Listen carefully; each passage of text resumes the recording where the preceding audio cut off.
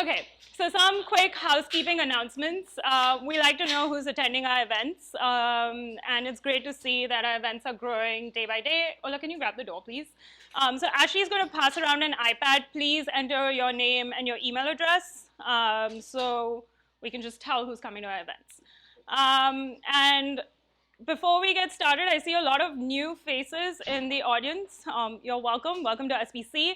Wanted to give you a brief description of what South Park Commons is. And on your way out, please take a moment to read our manifesto, which is on the wall behind you on that poster. So South Park Commons basically provides a safe zone from Silicon Valley to allow people to come and explore what they're passionate about, explore ideas together. It doesn't have to be a startup. It doesn't have to be a company. We've had people do all sorts of things, from pursuing research to starting something completely non-tech related, to starting companies that are not venture-backed at all, to starting startups that are venture-backed. There's no judgment on the amount of time it takes or what impact means, because that's a very, very personal decision. And we support everyone in that journey. The only requirements here are that you're technical, you're a bit quirky and crazy like the rest of us, and you want to contribute back to the community and support the community. So if you're interested at all, definitely after the talk, come talk to me. We're pretty selective in the people that we choose, despite the requirements being so minimum, but we love our community and we love being together. So that's what South Park Commons is. And again, if you're interested, come talk to me later. So today, I'm really, really excited to introduce my good friend, Chris Cox. We've known each other for many, many, many years. Fun fact, we actually started at Facebook on exactly the same day. So we were on of the same batch in the same class. Chris has been at Facebook, I would say, forever. Felt that way. Yeah. And he's done pretty much anything and everything at the company. So from building products, being an engineer, to running HR. I remember the very first HR meeting that we had, which was a disaster. They were trying to take vacation days away from us. And Chris was called upon to come and explain the change. He's led a lot of different products, strategy for a lot of different products. He's been both the spirit and the heart of Facebook. And one of the most amazing things that I am still learning from him is, no matter how hard the conversation, how difficult the conversation, whether it's taking away vacation days or having one-on-one conversations with his reports, or like speaking to the press or speaking to the government, Chris Cox always leaves the conversation with the next person across the table loving him. It doesn't matter what the message is, they always love him at the end of the conversation. And I find that incredibly amazing, and I'm still learning to adopt some of those behaviors. So someone should ask him a question on how he does that. But it is really his magic power. So he's smart, he's brilliant, but he also has high EQ, and nearly everyone who comes across him ends up respecting and loving him to a degree that is difficult to comprehend. So with that, Chris wants to switch things up a little bit. I had a lot of questions prepared. I even got questions from the community. Thank you, Finn, for helping with that. But he wants to come and do a free spiel and then take questions one-on-one and keep it informal. So I'm going to let him do his thing. Thanks, Rooch. If you have questions, can you pass this out to the audience? Yeah, of course. Great, thanks. Thanks, Rooch. Thanks. So Ruchi and Aditya are two of my dearest friends. I basically grew up outside of Chicago, and are you from Chicago? Nice, man. I came out here to go to Stanford to go to undergraduate. I thought I wanted to be a neuroscientist because I was very interested in the mystery of the brain. I started taking pre-med classes. I hated them. I looked through the course reader, and I found this major called Symbolic Systems. This is at Stanford. I had read a book called Gödel, Escher, Bach, which was written by Douglas Hofstadter, which was about sort of the interrelatedness of music and code and DNA and the brain and the power of systems that are self-referential. And I found that to be both elegant and complicated, which is my style. so I began to study symbolic systems at Stanford, and I decided that AI seemed like the most obscure, difficult math problem I could find in the course reader, and so my concentration was in AI. This is at a moment in time when AI was not a buzzword, and we didn't have GPUs doing like neural nets. It was a lot more math and a lot less hardware back then. So I was doing that, and I guess in 2005, I began a master's program, and I was contacted by some of the early employees at Facebook to come interview for a job as an engineer. There were around 13 engineers at the company. One of them was Aditya. And I was like, no thanks, I don't really want to go work on a dating site. But I thought, and I had just worked really hard to get into this graduate program, but I'm like, all right, I'll just go in and interview for a job to see what it's like in there. And I remember very vividly the people I met during the interview. One of them was Aditya. You interviewed me for a job. I think it was September of 2005. Adam D'Angelo, who was the CTO at the time, the founder of Quora. Jeff Rothschild, who was the sort of elder, sort of gentleman at the company. He was the only person older than 45 years old who worked there, but he had created PC NFS, the file system, and he'd also helped create Veritas, which at the time was one of the more luminary sort of products of the first generation of web companies. And then Dustin, who's the co-founder of Facebook. And so it was this interview loop of 4 people, each of whom I found to be incredibly interesting, smart, humble, impressive, all talking faster than the previous one. And then I was like, this seems way more interesting than grad school. And so it was really the people that compelled me to decide that it was a good idea to take the risk to kind of join this startup. And this was at a moment in time where you weren't really supposed to go join a startup. We had all sort of seen the crash of the original Web 1.0. The 101 was empty. San Francisco was completely affordable. You were supposed to go at that moment in time, you were supposed to go work at Google or like do something else, like stay in school. The banks were recruiting us technical people to like come help them design algorithms to trade. I didn't want to do that. And at that time, Aditya, I don't know if you remember this, but Facebook was sharing an office with another startup called Android. So there's this green robot, and they're like, we're building a new mobile operating system. And everybody's got their BlackBerry being like, you idiots, like, we're done. There's a keyboard on it. You remember that? It's like, we're done, it has a keyboard on it, game over. And they're looking at Facebook being like, I don't think these guys know about MySpace.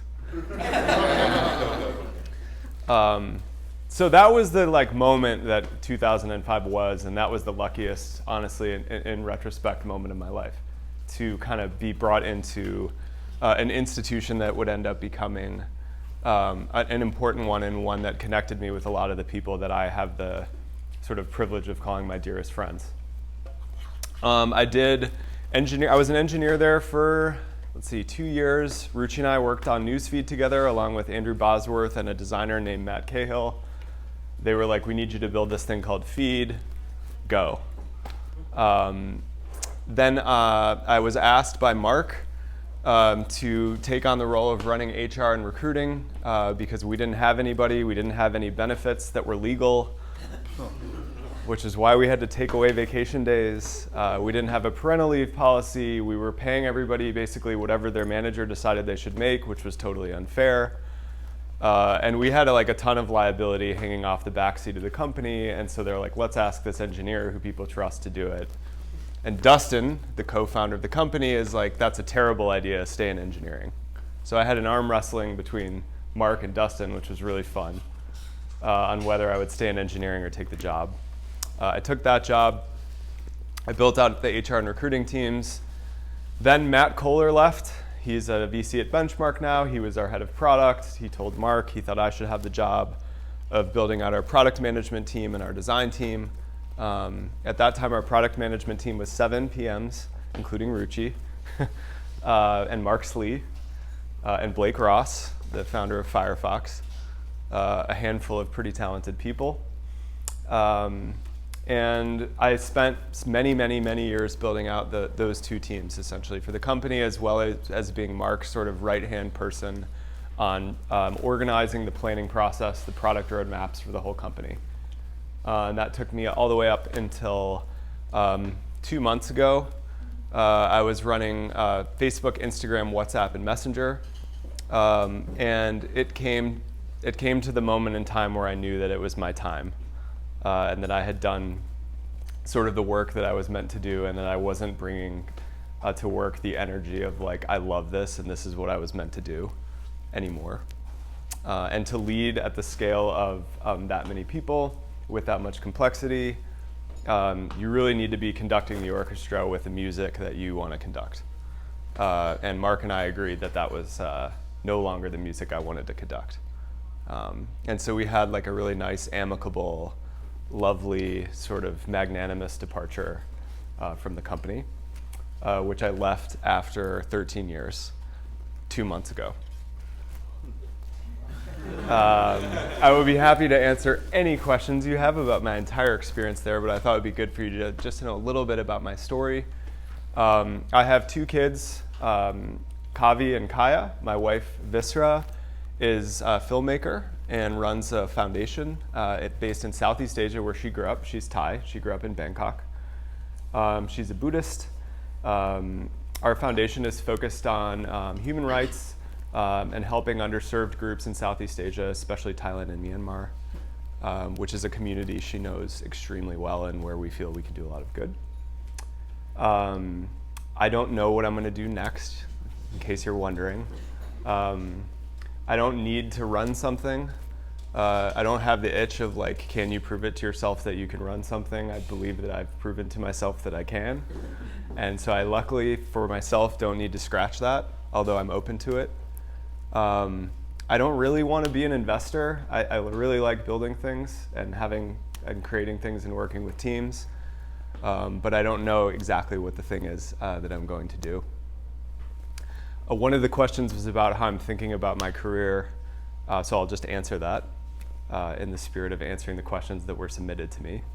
The most kind of... Thank you. How I'm handling my transition. So the most common and frequent advice I've gotten from people who've been in these major transition periods, and I suspect a lot of you are in transition periods like this, which is why you're here. Maybe I'll apply for a seat, Rouge. You have to interview. Okay, well, maybe I'll apply to interview. Don't feel like you need to answer that question right away, otherwise you'll answer it with the wrong answer. And it's kind of like dating. You're not just like, I want to get married, give me 2 weeks. Surely you will marry the wrong person.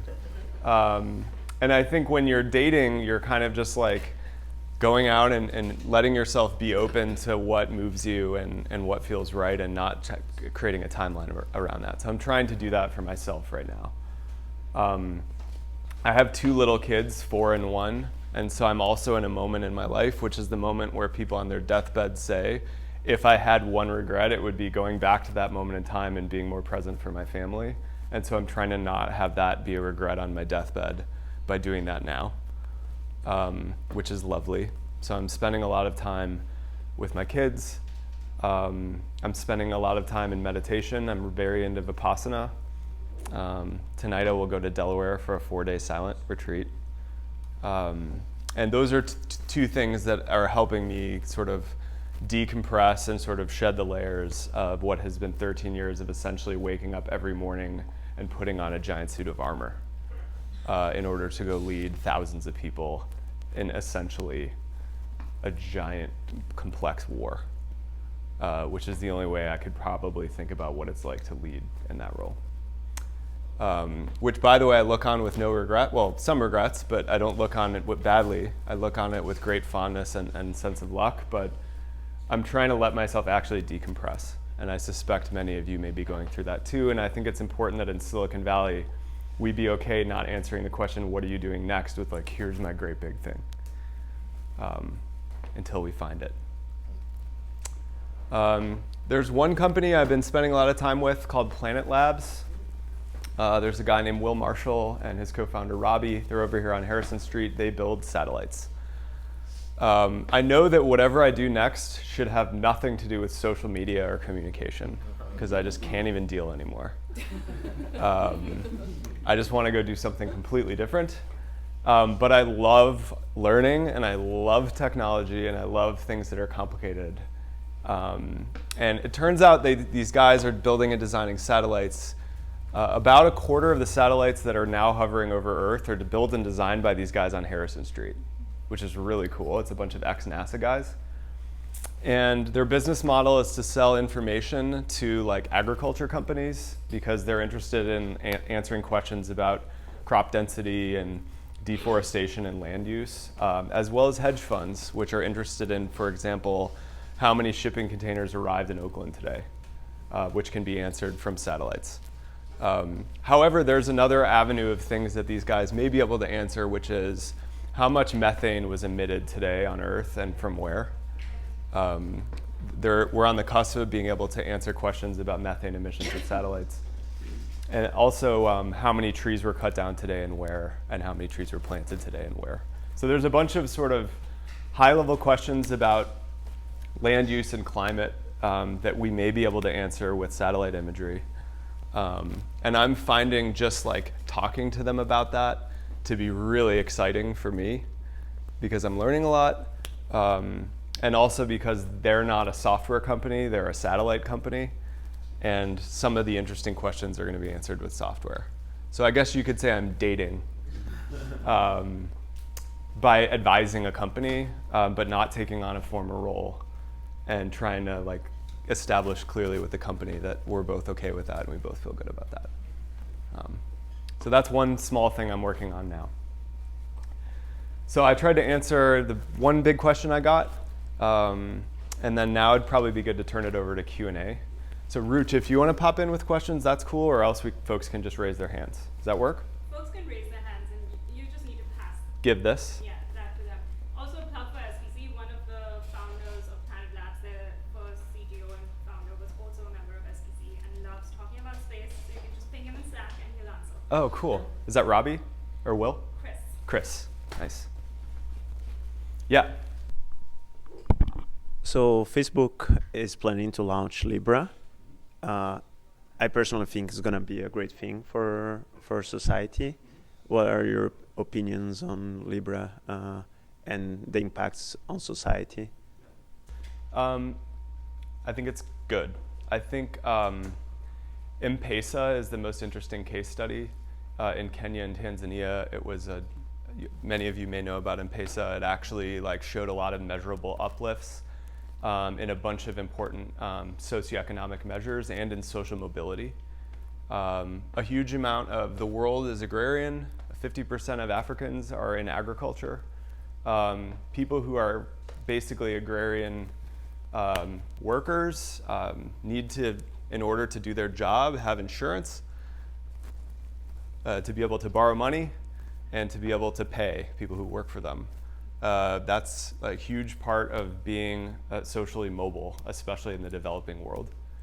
And most of those things are impossible and inaccessible because of the realities of banks and the realities of payment infrastructure.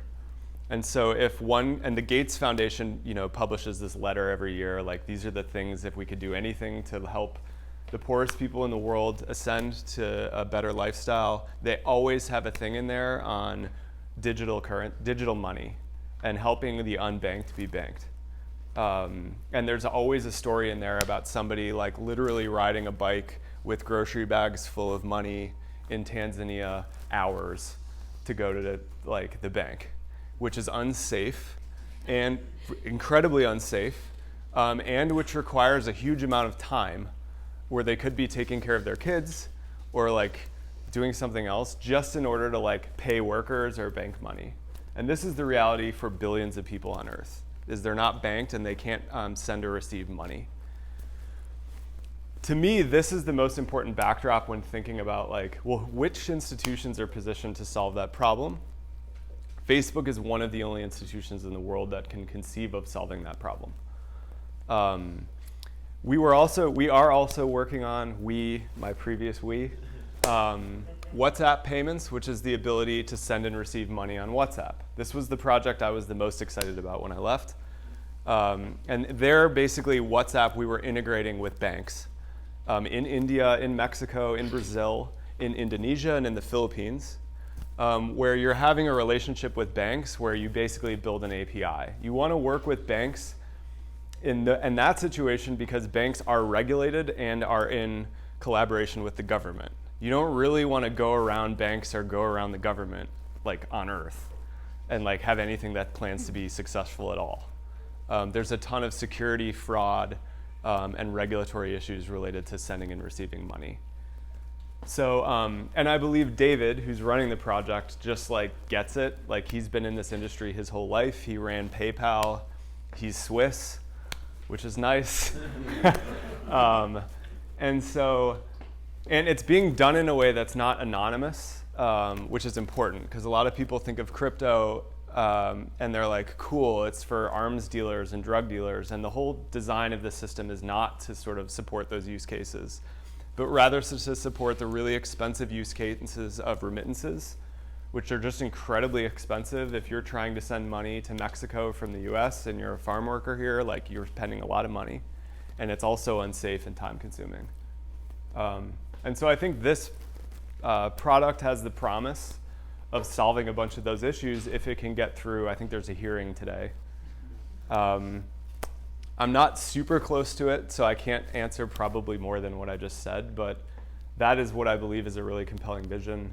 And whether or not it can navigate regulatory scrutiny depends on a lot of things that I think have nothing to do with Libra and just have a lot to do with Facebook and Europe and sort of the moment that we're in there, which is its own thing. Does that help?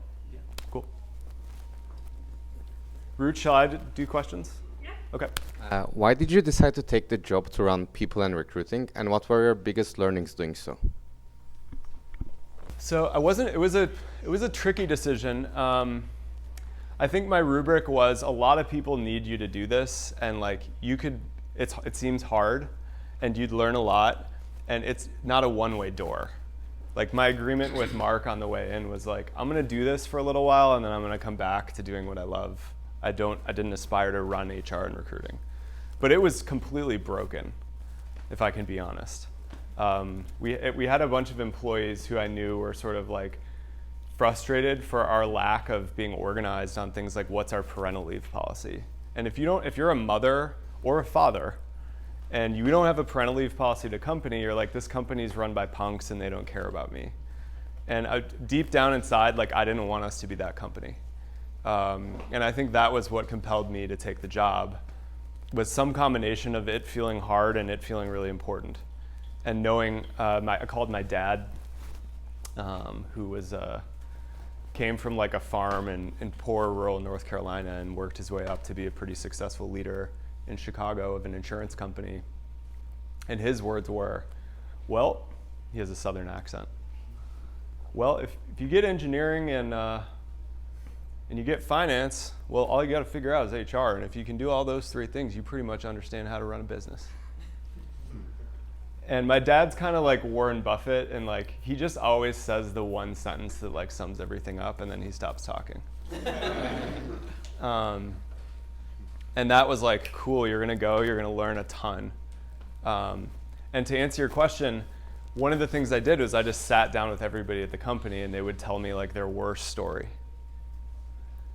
Like I was the person people came to when like they were just miserable. And it was because of their manager. Or it was because they were overlooked. Or it was because someone got promoted and no one told them. Or it's because on the way in they were promised they were going to be paid X. It was all these like minor oversights. Sorry, some were major, but like hearing about all those just taught me in experience the lesson of like how important it is that a company is organized about the way it treats people. That simple. That managers are competent, that hard conversations like terminations and promotions are handled in a good way, like a good, clean way by competent people. And so many companies screw that up. And it's a mistake that doesn't need to be made because it's not something you need to innovate on. It's just something you need to learn how to do well. We don't need innovation in the field of HR and recruiting. We just need competent managers. And that was the lesson I learned.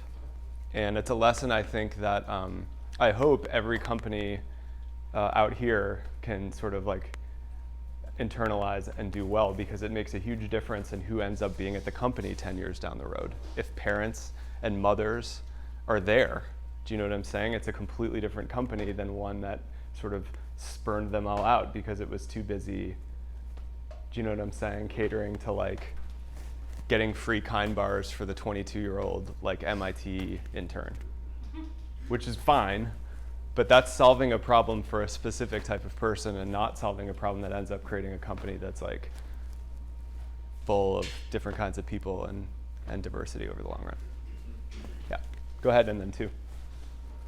So actually, just to build on what you were just saying around no need for innovation, I think the other thing is there's probably some room for interesting experiments. Yep. So one a couple of years ago that was really interesting is Stripe interviewing teams rather than individual people. I thought it was really fascinating. Another that I've wondered if there's just like legal barriers, which I kind of want to investigate doing, is like compensating people with like in terms of their commission or bonus comp with like RSUs instead of cash, and like what that would do for incentives and so on. So I'm just curious, are there some really interesting experiments that you encountered or ran, and what are your thoughts on that? I can tell you a lot of failures that we ran. Sure. And I do think there's room for experimentation and innovation. I was trying to make the point that like until you're just doing you know what I'm saying? Like if you're not just like hitting the baseball, like don't try and like redesign the baseball bat, to use a terrible sports analogy, and I'm not even a baseball fan. And I see that happening over and over again. I don't know if Aditya and Ruchi, you remember when we tried to build this system for everyone rating each other. So basically to use PageRank to determine who the most valuable employees were. Do you remember this? Ruchi, were you there for the? Can we remember this together? I'm not going to say who built it. Yeah. But I will tell the story, because it was like, hey, here's how we do performance reviews. The manager gets a bunch of feedback, and then they give the person a rating. Like, that's how it's done. Sure, there's some unfairness there, but like it kind of works. And like every other company does it, so like maybe let's not spend a lot of time trying to re-engineer performance management. And yet, we wanted to re-engineer performance management. And so we built this system where it was like, well, let's just do people like PageRank. So everybody will be asked, who's the most valuable person to you at the company? And you'd like make a list of 3 people. So it was just in the same way that like websites are linked, you guys know how PageRank works basically. Or if you don't, just bear with me. And then it would spit out a stack rank list of everybody at the company in terms of how valuable they were. To some of you, this may seem like a great idea, but it was an absolutely explosive thing because, of course, and by the way, we didn't ship it, but we tried it. So I think some of the most valuable lessons you learn in HR are on the most obvious thing, which is the most important thing is a good manager matters a lot. And training people to be good managers is a thing that can be done. And that means like, what does your weekly one-on-one look like? What does your check-in look like? Just basic stuff, doing it competently and confidently is the most obvious lesson of running a good company that I think miraculously people manage not to do that well. I think the most important reason we got there was a guy named Jay Parikh, who's our head of infrastructure at Facebook. And he's kind of an unsung hero at the company. He ran Akamai. Did he run engineering at Akamai, Aditya? Yes. And before that, Ning, if anybody remembers Ning. And he just like cared a lot about like being a great manager and decided that he was going to teach first in engineering all of the engineering managers just to be really good. And then we were going to spread that over to the other functions, and that is one of the sort of unsung things that Facebook did well.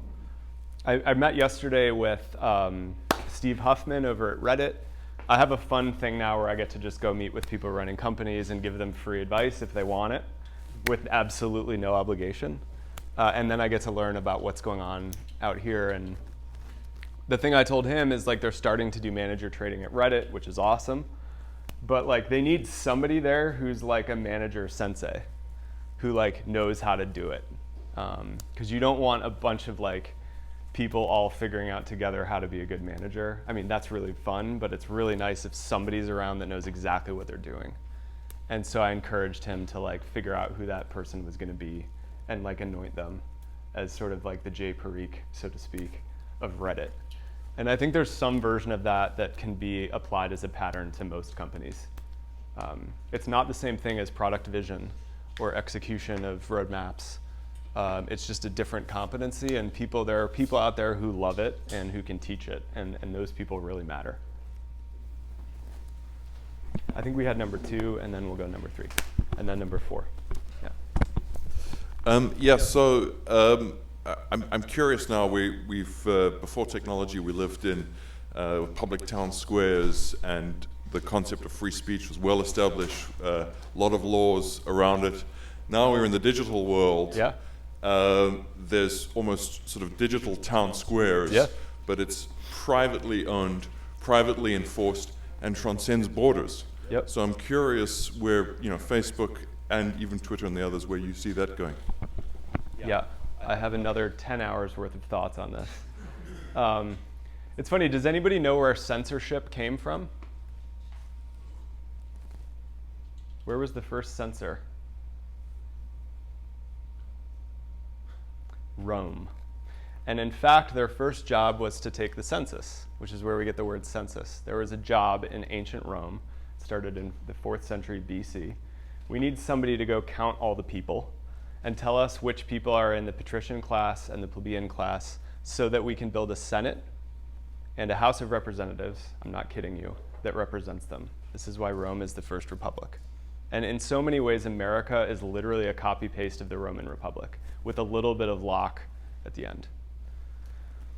So they're like, well, somebody needs to count all the people. It's an incredibly important role. And yes, there was gerrymandering, and like Cato the Elder was complaining about the censor all the way back in 400 BC, where it's the same argument that we are literally making today when complaining about the problem of gerrymandering, which is the person who counts the number and the question on immigration. The person who counts the people has a lot of power. Eventually, they added to that person's responsibilities upholding the morality of Rome, which included deciding what can and couldn't be said, which is where we get the word censor. And that's why we have the census, which is counting the people, and censorship, which is literally creating laws around what can and can't be said. The fundamental tension around, I think there are 2 big tensions with social media. The first is virality, which is really a completely separate question, I believe, than the question of what can and can't be said. Hey, man. Good to see you. Hola. And then the second is around the concentration of power, which people, nature does not like that much power resting in the hands of a man who sits in Menlo Park, no matter who that man is.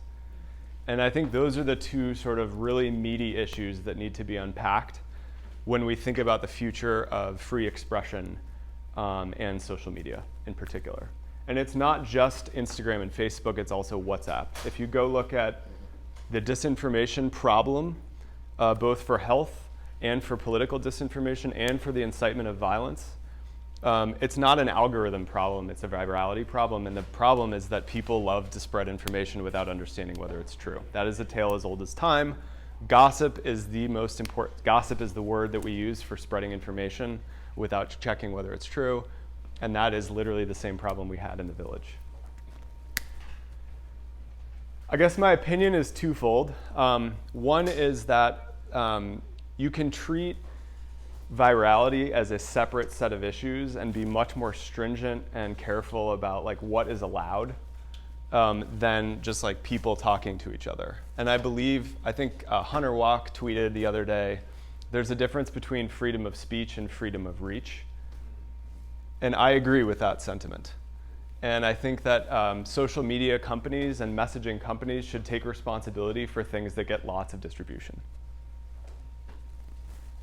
And that means understanding whether they are misleading in the eyes of a sample of people in that country and in that language, and whether they're toxic in the eyes of a handful of people in that country and in that language. You can build systems that basically replicate the same results that fact checkers get to. The problem is that fact checkers take somewhere between 48 and 72 hours. And these things have immediate impact in 12 to 24 hours. And I'm talking about a viral story in India about somebody who beat up a person that didn't actually happen. It can incite violence. You can have a mob and somebody can be hurt. That's happening now. There's also medical misinformation that can be a huge problem. So I think, do companies need to play a role? Yes. Do they need to act in advance of regulation? Yes, because regulation is going to take years and this stuff is happening now. Are fact checkers a good solution over the long run? No, because they take a really long time and there are only like 3 fact checkers in India, certified fact checkers. And there are 0 in Thailand, for example. So you need to build solutions that help you replicate their results and move quickly ahead of time. I think you can apply those systems to basically make sure nothing goes viral that would later be marked as misleading. And that's kind of where my philosophy is on all those things. The good news for us is Facebook is doing all of these things. And the more difficult problem on the horizon is encryption, which makes all of these problems much harder. Because counting things that go viral when you can't see the contents of a message is a very difficult problem. There are interesting ways around it, which is what the company's pursuing right now. So that's a short version of my answer, and we can unpack it more. Sorry, on a related note. Yeah. Encryption, by all definitions, makes it sound as though the problem's only going to get worse, and Facebook is absolving itself of all responsibility. I mean, what can you do if everything is encrypted? Like, how do you prevent problems like, child prostitution and all of these things that happen on the black market? So those are being looked at right now. We don't know all the answers. One of the things that happens right now is if something gets reported to WhatsApp, it gets unencrypted. And so you can do some combination of hashing and using reporting to potentially design solutions that get at that. How effective those solutions will be, we don't know yet. But there are some options that the company's looking at. But yes, encryption makes these safety problems a lot harder. And there's a huge tension between all of the people who are pro-encryption are coming. I mean, the reason WhatsApp is encrypted is Jan, the founder, grew up in a country, Ukraine, where his #1 fear was a knock on the door from police who would come and take his family and surveil them. And that's an evil on the other side. And so it's coming from a place of trying to sort of deal with the tension between 2 really difficult problems. I think we had a lineup. So you were next, and then you're next. I'm actually going to ask a question based on this conversation. So you talked about the need to create, prevent things from going viral that would have ultimately deemed to be misinformation according to people in that country or region. Exactly. How do you prevent against the concept that people in a particular country or region might have views that, even if they're the majority view, maybe are an erroneous view, maybe a non-truthful view? How do you deal with those types of? Well, at some level, I mean, this is literally like an hour long. This is like a 10-hour long thing. It's like democracy supposes that you can ask people what they believe, and that becomes something that's true. What we're seeing, and I don't have the full answer to this question, but I know that you can replicate the results of fact checkers in a country much more quickly by asking a representative sample to spend a little bit of time investigating the answer to the question whether this thing that they saw was true. So is the basic idea on that subject that you guys feel like you can do as well as people, but maybe not better than people could do? You will still have the same biases. At some level, it will still be biased, but the goal with this proposed solution is to have a system that reflects a plurality in a country. And so that should be representative in terms of age, background, political, ethnicity, et cetera. And it's hard to do much better than that. without running afoul of what I think is a much more difficult position, which is to say, well, you know what? We're not going to let you guys decide. We're just going to decide. And then it's like, all right, well, are you going to tell every single person? Climate change is a scientific reality, right? Are you going to tell people that they can't post an article that says we should question it? I'm not comfortable with that. And I think there's a lot of historical reasons why, when a power decides that they're going to moderate speech, it ends up with really bad consequences over the long run. And that's why I think some model where you're federating it to regions and then figuring out a way to adjudicate it more regionally is better. It's fraught, but I think it's better than where we are right now, which is relatively laissez-faire. Yeah, we'll go up here. Hey, Brandon Hill, Stanford 2016. Thanks for coming. So over the past 13 years since you left school, you've built and designed and helped build and design products that have impacted billions of people. And now you have a few little people of your own, right? Like, if you were to design the ideal version of the future for your little kids, like, what does that look like? In life? Yeah, in general. Like, what do you want the world to look like for your kids to grow up in? Yeah, I mean, I have a lot of answers to that. I mean, the kids I'm trying to raise right now are not getting any screen time. You know, they're 4 and 1. I'm a little bit less worried about digital addiction as a problem than I am about some of these issues around society. Personally, if you stack rank the problems for me, I'm finding these problems of misinformation and privacy, sort of the ability to aggregate a bunch of data, as being really problematic and scary, because they create asymmetric concentration of power, which can be abused by bad actors. So I'm a little bit less worried about my kid growing up and spending 5 hours a day on his iPhone, because I think we're going to figure out our relationship with that problem. And I'm a lot more worried about the social issues related to it. And that gets to some of the things we just talked about in terms of what do you do about it.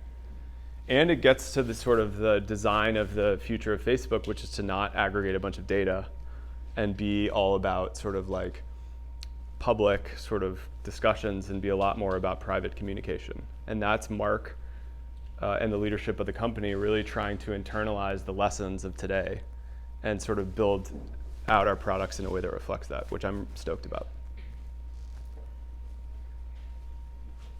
Yeah.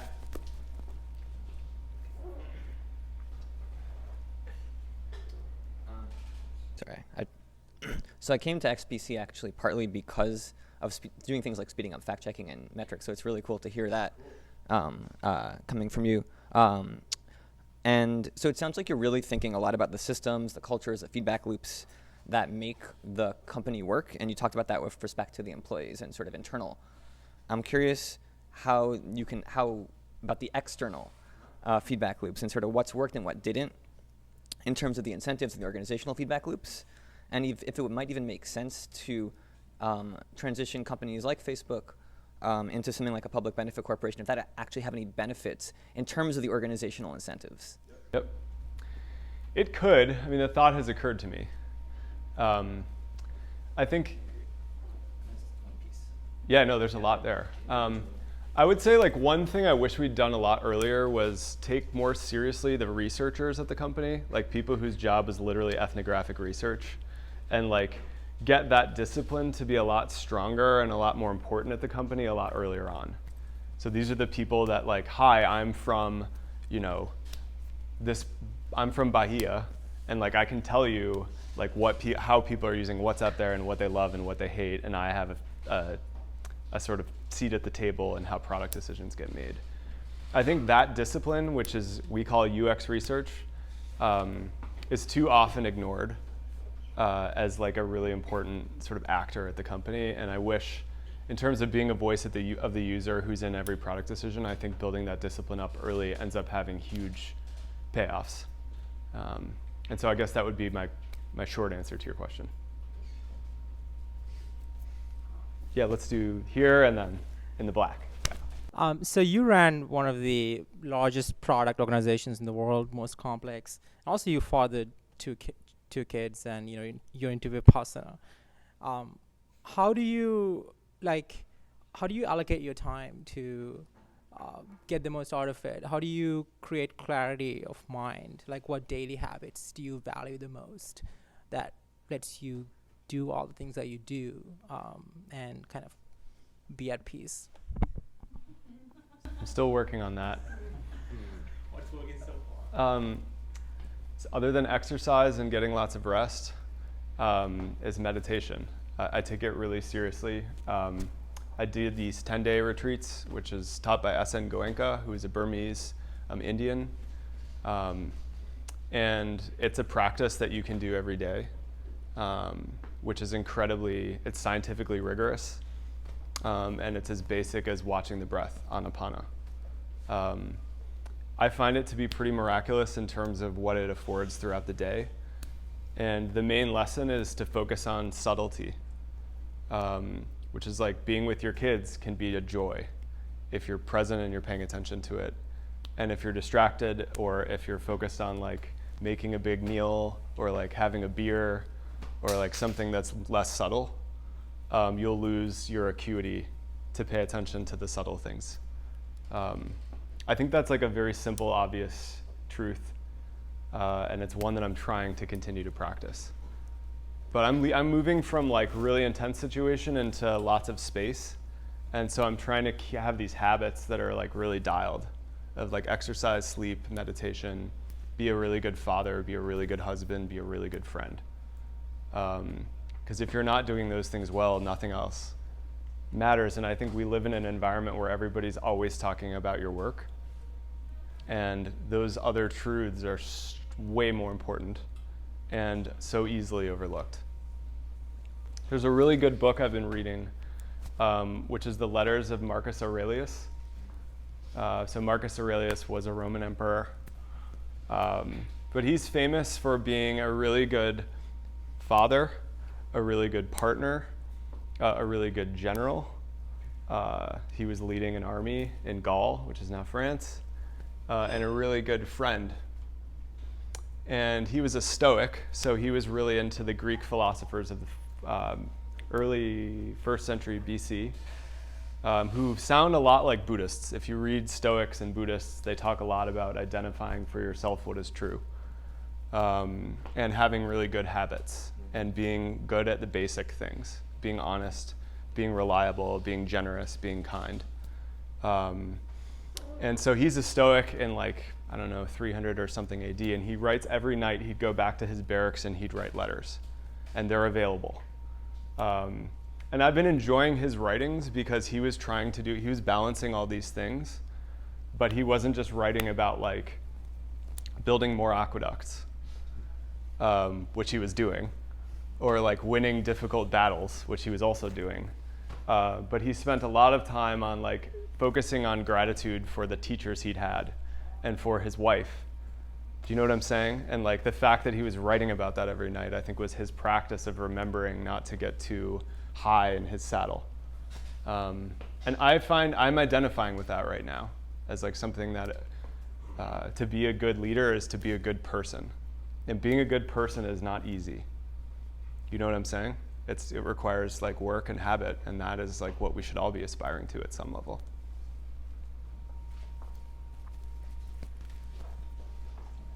Oh yeah, in the black. Yeah. I'll come and talk to you. Covering a lot of ground here. Yeah.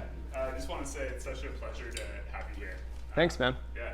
So it seems like we're kind of talking around this idea of how powerful Facebook is becoming. And I'm just kind of curious about your thoughts about the future and the interactions between nation states and Facebook, right? Now that you have a currency, you have access to 2.3 billion people, you can influence the hearts and minds of all those people. It's where do you see these tensions? And then maybe what does that say about Mark, who could arguably be the most powerful man alive? Yeah, that's a fun question. So again, yeah, no. So I think the most important thing Facebook needs to do is to devolve power. And the question is, how do you devolve power responsibly? Nature doesn't like things that are this powerful. I'll start there. And I think Mark understands that and the company understands that. Then the question is, how do you give it away in a way that's responsible? I would view like giving it away to fact checkers right now as being irresponsible because it doesn't work. You can give it to governments, which is how the world is organized right now, is like in the UK, they get to decide what you can and can't say in the UK. In Germany, they get to decide what you can and can't say in Germany. It's different in every country. You can't disparage Ataturk in Turkey. You can't deny the Holocaust in Germany. There are certain things you can and can't say in the UK, and like that's a pretty good system. Until you get to countries that like maybe you wouldn't trust to have access to everybody what they can and can't say and be able to adjudicate that. My wife is Thai, and so she grew up in a country where there's like a whole bunch of issues with free press, and people are in jail, journalists are in jail for writing about a really sad reality. And I'm comfortable talking about this country because I'm half Thai, my family is. Journalists in jail for talking about what's going on with their king and with the military coup that's running the country. And so to sort of like hand it all over to Thailand right now might not feel great, wouldn't to me feel great, compared to what we do right now. This is the royal we of the company I used to work for, of essentially using US law to determine what can and can't be subpoenaed and what can and can't be censored. We're in the US very good in general at protecting privacy and at standing up for free press. If you look at like in the world, which set of laws would you want to use to put a technology company in? The US is a pretty damn good one. The only one that tends to be even more paranoid about privacy is Germany. If you just look at like where are countries on the scale of like protection of consumers, privacy, and free speech. So the current regime is like Facebook, Google, Amazon, Apple, kind of like hide behind the veil. Hide is the wrong word, but use the veil of US law to determine like what happens when a country wants to ask for somebody's information. And I actually think that's a pretty good place to be starting from. What the company is trying to do is move towards these basically courts where decisions can be appealed.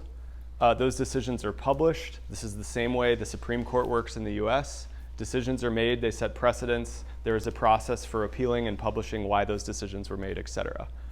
I think that's a better process. And that's why the company is trying to migrate there on issues of content. How do we determine what can and can't be said on the platform? What is the process for making that decision? And is there transparency on how that process was run? Are those people going to be Facebook employees? No. Will they be luminaries in journalism, nonprofits, and experts in human rights in those areas that they're adjudicating over? Yes. How will we determine who those people are? Don't know yet. But that's kind of the place we're trying to move to on content decisions. I think this is a smart move for the company, and I think it's good for humanity because it moves these decisions into locuses of power where there's not as much sort of power in Menlo Park. On the currency issue, I know what David's trying to do is set up an institution that is not run by Facebook, that has oversight from regulators and from banks. And I think that's kind of the modus operandi of the company. And then the last other big area is like, don't collect so much data. You know what I'm saying? Just to go through, there's like content, there's payments, and then there's data. And I think like nobody at Facebook wants to be collecting as much data as we are right now, as the we of the company I used to work for. And that's like been internalized by the leadership and by the folks who work there. And the question is just how do you move to that world? And I think like I'm really excited about that direction. I can't publish the roadmap for you right now, but what we did is move a lot of the best people at the company to work on that team. And so those are some of the plans that are in place right now. Who's next? I was going to ask on the topic of content. Do you have thoughts? The Verge did some really interesting reporting on sort of challenges facing content moderators, contractors who work for Facebook. So like, what are your thoughts in that area? Yeah, I don't have a ton of detail on this, so I'm not going to have as much of context as on these other topics. I think it's a situation where we need to make sure that we're studying the health of the people who are working on those issues and like giving them help and therapy and support, while balancing the fact that like we do need real people to like help deal with the problems of looking at the ugly sides of the world. A surprising conclusion was we sent a research team. There's a guy named Alex Levitt who's a researcher at the company. Do you know Alex? Yeah, no, I was going to say his name earlier. He's just amazing. And he's the person I'd always ask, like, how should I feel about what's happening in Sri Lanka right now? And he'd go and do all the research, talk to all the NGOs, like understand. And I was convinced that like the spread of graphic violence, this is related to the question you're asking, of like really ugly things, like dismemberment or like bad shit happening, was just awful, and like we needed to figure out a way to get rid of it. So figure out a way to identify graphic violence. We already put a warning up if you see it, but like get rid of it. And so he led a research trip to Cameroon, where in the northwest of Cameroon, which abuts Nigeria, there is some like violence going on there right now. And we spent a bunch of time there, like just understanding like what was folks seeing on their phones, how did they feel about it? Was this all about inciting violence, or was there something else going on? And 9 out of 10, Alex came back and he's like, this is really important. 9 out of 10 times this is being used for people as a news source that is legit, of helping them stay safe and know where they can take their families, and they really value it. And if you took it away or removed that content, you would be doing a lot more harm than good.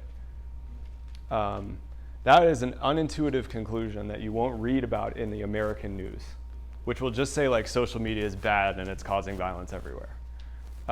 In some cases it is, so I'm not trying to be defensive, but there is a much more complicated reality when you go out into the real world. And I think that is the most important responsibility. In terms of who is reviewing the content, we need to be giving people health support, therapy. It's probably very similar to any job where you're confronted with the ugly realities of the world every day. If you're a paramedic, your job is to go out and see people when they're in their worst spot. And there are certain types of people who can and do those jobs, and those people need lots of support. And I think that's something the company needs to do. Yeah, over here. Do you have any predictions or hopes for future business models for journalism? Yeah. Yes. Look, I'm pretty close with AG, who runs the New York Times. AG is the fifth Sulzberger. He's like 35, and his job is to run the New York Times. And the most interesting thing, I think the New York Times, for all of their squabbles with Facebook, is an incredibly important newspaper. And an incredibly important part of America, an incredibly important part of the world. And there are lots of other great examples of papers like it, but not that many. I don't know if you've seen their like forecasts, but they actually have a really good digital subscriptions business, if only they grow it and understand it. And this is a short way of saying that digital subscriptions can be a really good business model. I don't really believe in batching up and aggregating news subscriptions in the way that we do for video and music. Based on all the research I've seen, people want to read 1 or 2 newspapers, but want to listen to like 50 bands and watch 50 different TV shows. Because our information source is something that's much more of a trust relationship than it is for like a band. And so at the risk of hand waving, I don't like bundled subscription services for news, but I really do like good sort of dialed, legit micropayment subscription services for newspapers.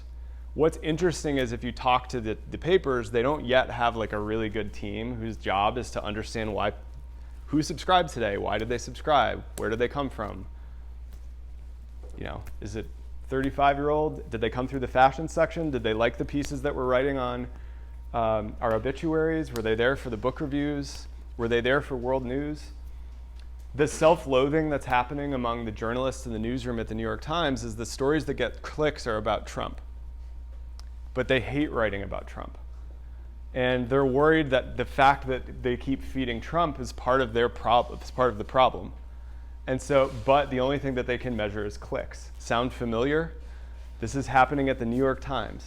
You know what I'm saying? And it's a bunch of people who've been writing newspapers for like a long time. These are like legit OG. You know what I'm saying? Like Nick Kristof is like frustrated that he has to write about Trump. I think what I'm learning is when they look at their subscribers, it's a really different group of people.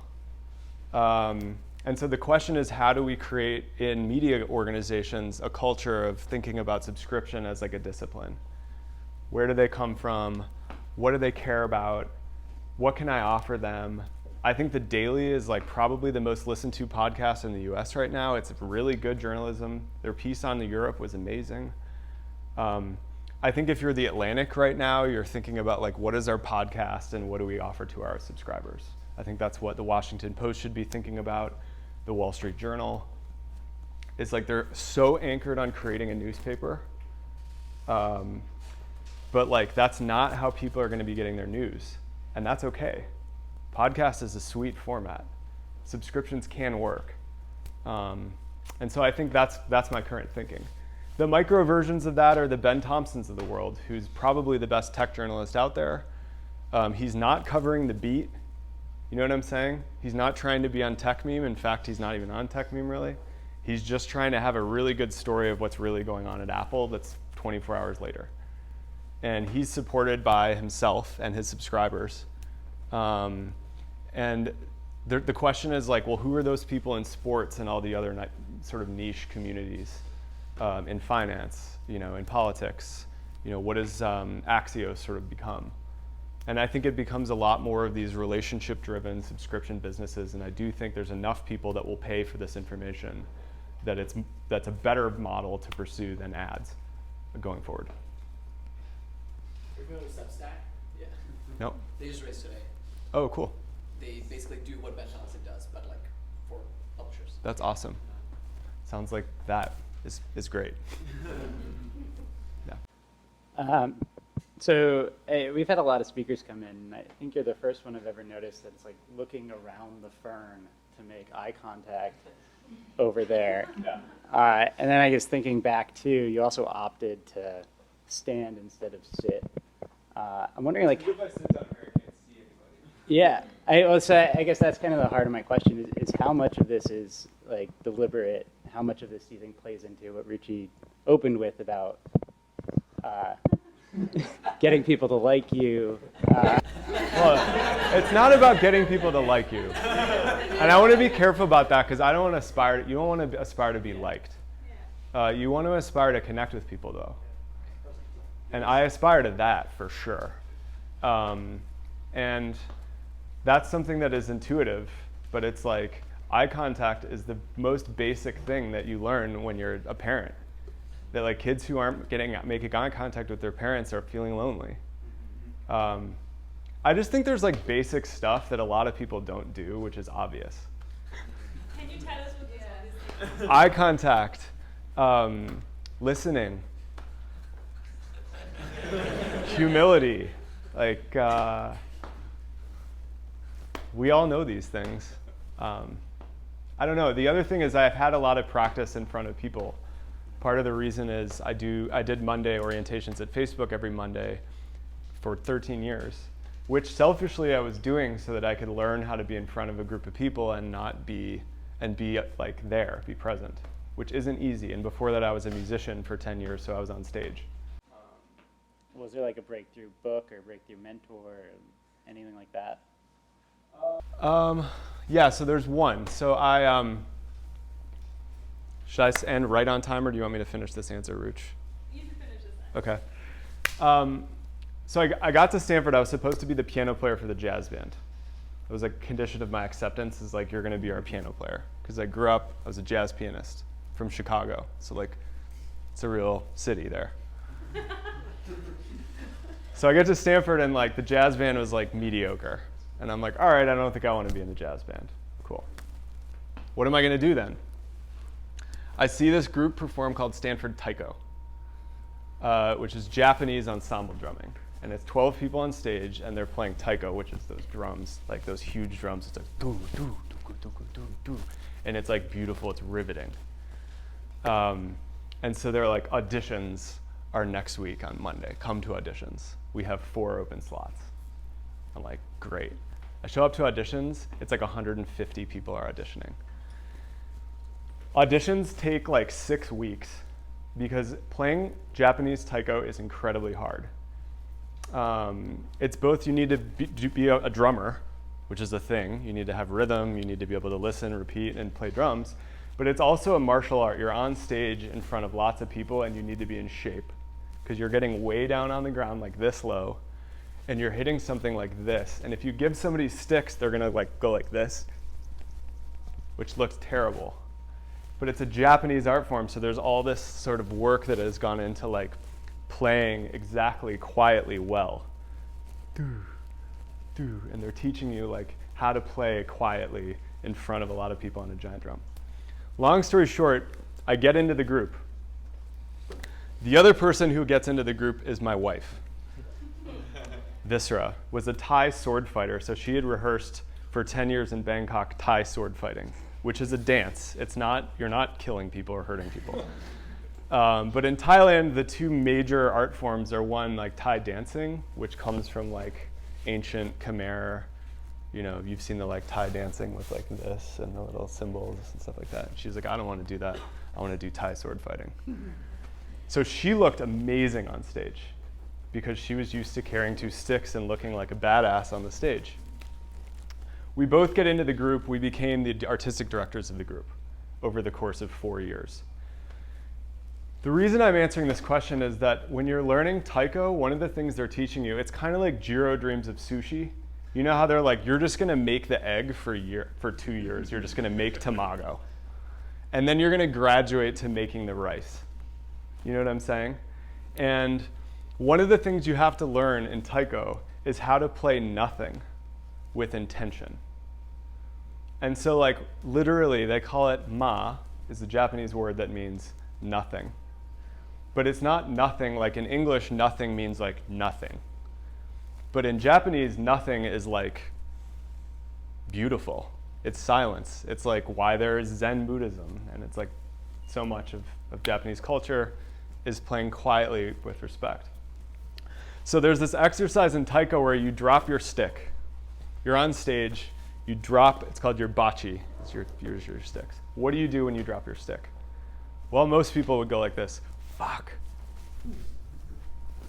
And it's like, no, that's not how you pick up your stick. And so they have you practice on stage, literally going like this, which is keeping your body centered, not losing your composure or your eye contact with the audience, and correcting a mistake that you made, which is like, it's like dropping your chopstick. It's like, it's a bad thing. It's bad karma, but like, how do you do it? And I brought that lesson back to like, how do you play the piano? How do you sit at your desk? Like, how do you carry yourself when you open the door for somebody? Because the lesson is that in every interaction, you have the opportunity to like be there and to do it with composure and with grace and generosity, even when you're correcting a silly mistake like dropping something on stage in front of hundreds of people. Which I guess is my answer to like, was there a moment for me? I remember like, why am I working on picking up a stick? And like, that was why. And I think that translates into like 1,000 different places. Thank you all. Thank you, Ruchi. Yeah. Appreciate it. See you guys.